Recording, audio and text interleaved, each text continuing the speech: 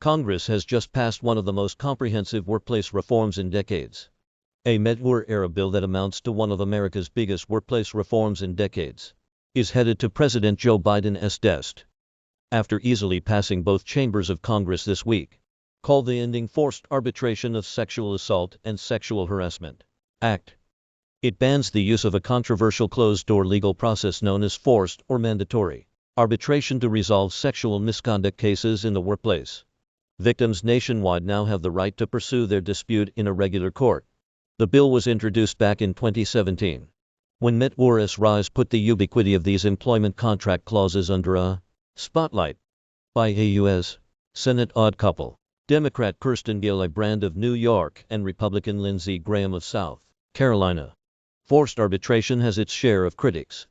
In recent decades, it's slowly found its way into the fine print of more and more employment contracts, while it goes unnoticed by many employees when they take a new job.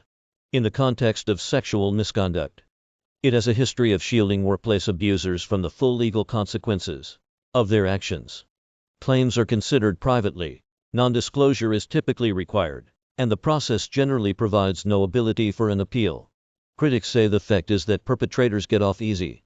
Companies feel no external pressure to address problems in the workplace, and victims can be unfairly denied their day in court once Biden signs the bill into law as expected.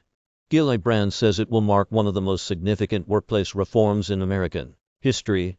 She attributes its passage yesterday more than 4 years after she and Graham introduced it to the fact that her party has unified control in Washington.